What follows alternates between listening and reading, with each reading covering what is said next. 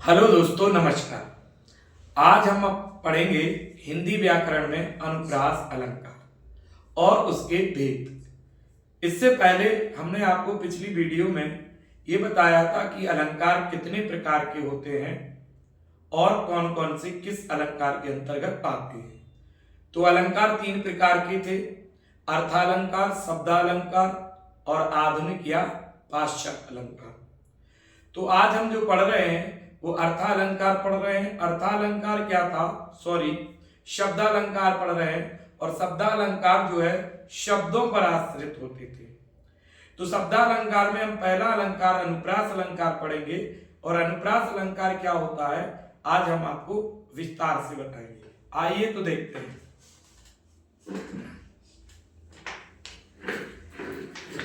अनुप्रास अलंकार। अनुप्रास अलंकार की परिभाषा होती है जहां व्यंजन वर्णों की बार बार आवृत्ति हो। ठीक है ना? किन वर्णों की? व्यंजन वर्णों की बार बार आवृत्ति होती है, उसको हम क्या कहते हैं? उसको अनुप्रास अलंकार कहते हैं। फिर से ध्यान से सुनिए कि जहां व्यंजन वर्णों की बार बार आवृत्ति होती हो उसे हम अनुप्रास अलंकार कहते हैं। आवृत्ति का मतलब कि वो व्यंजन वर्ण बार बार एक क्रम के स्थान पर दोहराया जा रहा हो, या व्यंजन वर्ण भी हो सकता है या व्यंजन वर्णों से मिलकर बना कोई शब्द जब बार बार रिपीट होता है, एक क्रम में रिपीट होता है, तो उसको हम अनुप्रास अलंकार कहते हैं। जैसे किसी शब्द के पहले अगर कोई अक्षर आया है तो दूसरे शब्द के पहले भी वो अक्षर आना चाहिए, तीसरे शब्द के पहले भी वो अक्षर आना चाहिए, तो उसे हम व्यंजन वर्ण की बार बार आवृत्ति मानते हैं। जैसे कि चंदू के चाचा ने चंदू की चाची को चांदनी रात में चांदी की चम्मच से चटनी चटाई। तो यहाँ पर चंदू, चाचा, चाची, चांदनी, इन सब में चा की आवृत्ति इस शब्द के पहले हो रही है, इसलिए यहां पर जो है आपका कौन सा अलंकार है? अनुप्रास अलंकार है। आइए देखते हैं अनुप्रास अलंकार के 5 भाग होते हैं या 5 भेद होते हैं।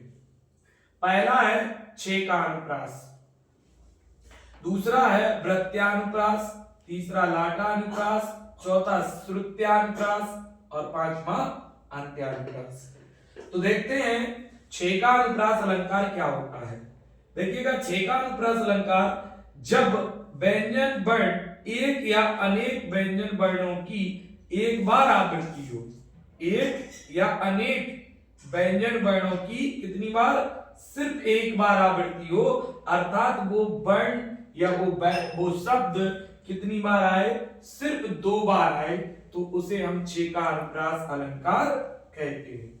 बात समझ गए ना? जब व्यंजन वर्ण की सिर्फ और सिर्फ एक बार आवृत्ति हो, अर्थात वो वर्ण वो आपका 2 बार ही उस आपके वाक्य में आता हो, पद में आता हो, तो उसे हम छेका अनुप्रास कहते हैं।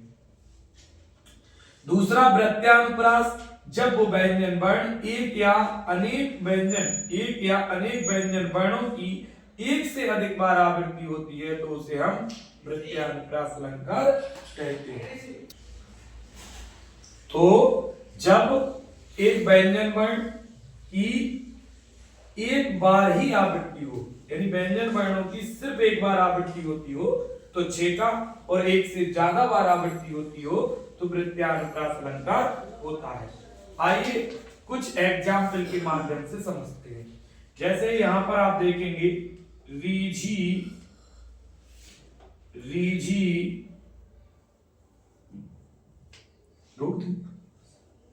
देखिए एक एग्जाम्पल हमने लिखा है, देखते हैं इनमें कौन सा अनुप्रास अलंकार है। रीझी रहसी रहसी हंसी हंसी उठे, सांसें भरी आंसू भरी कहत दई दई। तो आप देख रहे हैं कि रीझी शब्द जो है सिर्फ 2 बार आया, रहसी शब्द सिर्फ 2 बार आया, हंसी शब्द सिर्फ 2 बार आया और दई दई शब्द 2 बार आया। तो यहां पर सिर्फ एक शब्द एक ही बार रिपीट हो रहा है, तो तो ये कौन सा अलंकार होगा दोस्तों? ये होगा चे का अनुप्रास। देखते हैं, देखिए रा के बाद झा है, तो इसमें भी रा के बाद क्या है? झा। ये क्रम होना चाहिए। यहां पर रा हा और सा है, तो इसमें भी रा हा और सा है। इसमें हा के बाद सा है, तो इसमें भी हा के बाद सा है। तो आवृत्ति वही कहलाएगी जब उसका क्रम समान होगा, तो उसे हम आपका जो है आवृत्ति बोलते हैं। और यहाँ पर रीझी शब्द 2 बार आया, रहसी शब्द 2 बार आया, हंसी 2 बार आया और दही दही 2 बार आया।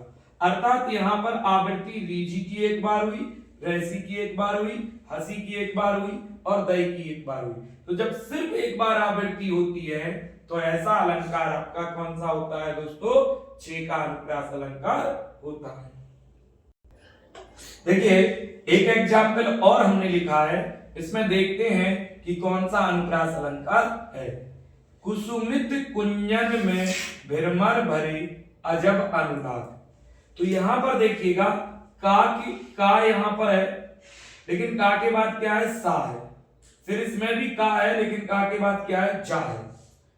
तो यहां पर शब्द रिपीट नहीं हो रहा है, यहां पर व्यंजन वर्ण रिपीट हो रहा है। यानी कुसुमित में पहले क्या है? का है।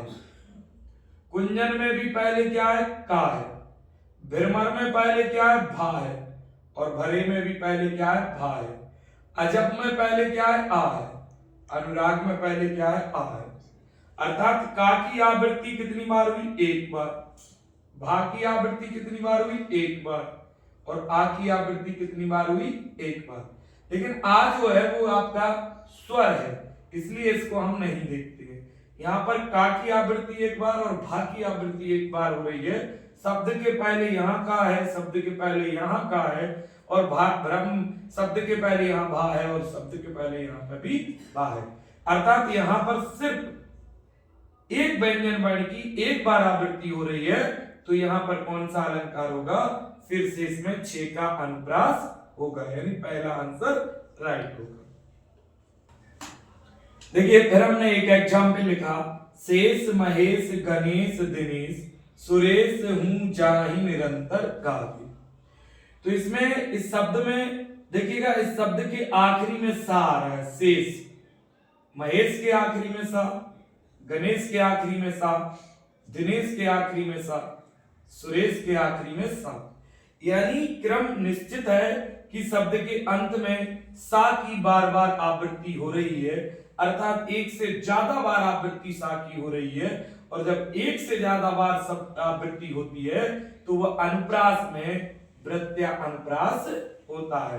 तो शेष महेश गणेश दिनेश सुरेश हूं जाहि निरंतर गावे, इसमें सा वर्ण की बार बार आवृत्ति हो रही है शब्द के अंत में, इसलिए यहाँ पर वृत्त्यानुप्रास अलंकार है। ज्यादा बार जब किसी शब्द की आवृत्ति होती है, किसी वर्ण की आवृत्ति होती है, तो वो वृत्त्यानुप्रास अलंकार होता है। सेकंड इसका आंसर होगा वृत्त्यानुप्रास। तो देखिए दोस्तों, एक एग्जाम्पल और हमने लिखा है, इसमें आप लोग बताएंगे कि कौन सा अलंकार है। चामर सी चंदन सी चंद सी, चांदनी चमेली चारू चंद सुघर है। तो आप लोग बताइएगा, इसका कमेंट बॉक्स में आंसर दीजिएगा कि कौन सा जो है इसमें अलंकार है। तो हम आपको बता देते हैं, आप लोग कमेंट बॉक्स में इसका आंसर देना, लेकिन फिर भी हम आपको बता देते हैं। देखिए, चामर में चा आया है शब्द के पहले, चंदन में चा आया शब्द के पहले, चंद में चा आया, चांदनी में चा आया, चमेली में चा आया, चारू में चा आया, चंद में चा आया। तो अब आप लोग समझ गए होंगे कि इसमें कौन सा अलंकार है, क्योंकि चा की आवृत्ति एक से ज्यादा बार हो रही है, तो यहां पर कौन सा होगा दोस्तों? वृत्त्यानुप्रास होगा। आइए दोस्तों, अगला अनुप्रास का भाग देखते हैं, लाटा अनुप्रास।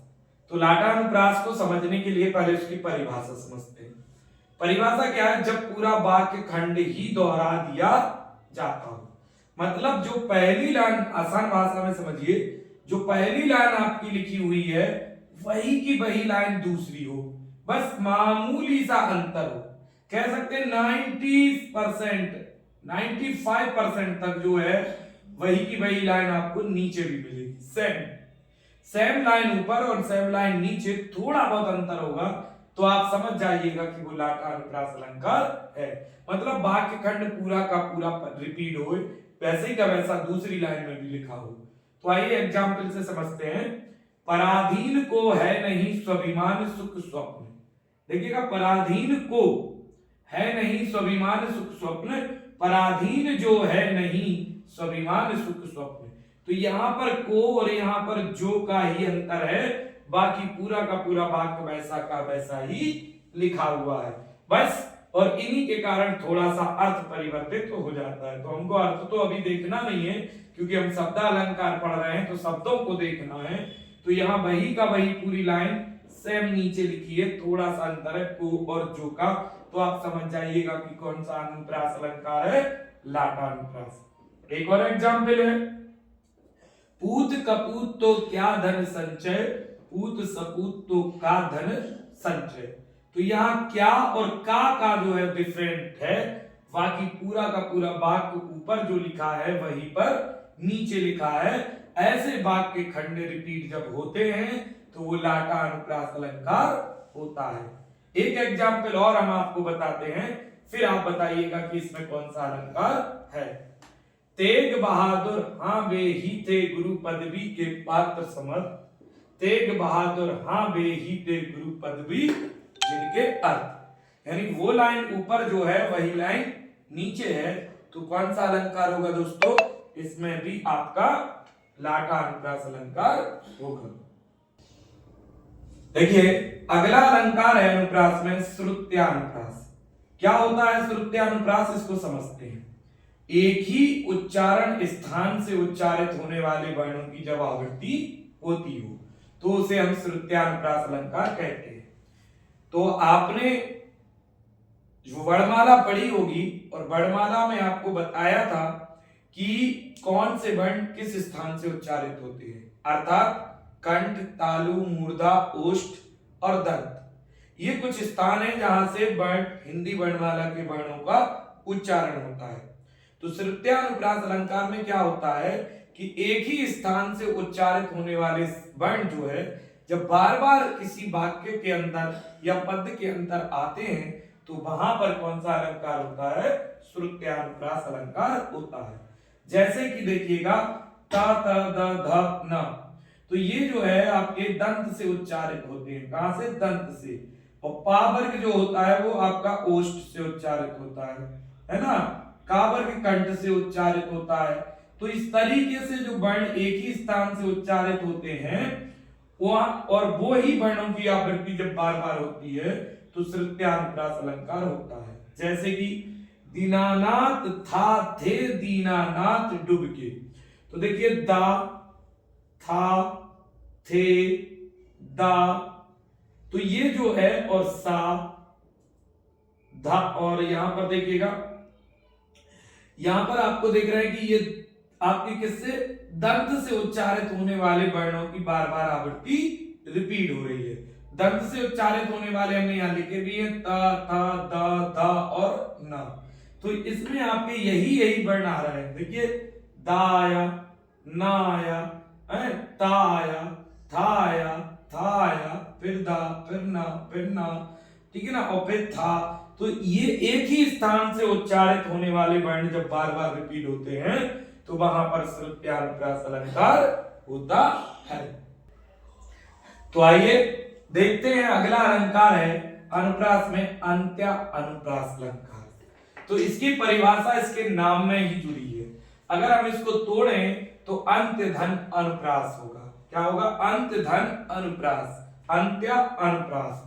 तो यहां पर अनुप्रास के अंत में यानी आखिरी में जब पद या चरण के अंत में एक ही वर्ण मात्रा की आवृत्ति होती है तो उसको हम क्या कहते हैं, अंत्य अनुप्रास। अर्थात तुकबंदी हो। जब आप किसी शेर को, शायरी को, दोहे को पढ़ते हैं और अंत में आप देखेंगे फर्स्ट लाइन के अंत में और सेकंड लाइन के अंत में जब एक ही व्यंजन आता है तब जाके तुक मिलती है। तो जब तुक मिलती है तब ही आपके पद को, शायरी को और शेर को पढ़ने का आनंद आता है। तो अंत्य अनुप्रास के अंत में एक ही वर्ण व्यंजन वर्ण की आवृत्ति होती है उसको ही हम अंत्यानुप्रास अलंकार कहते हैं।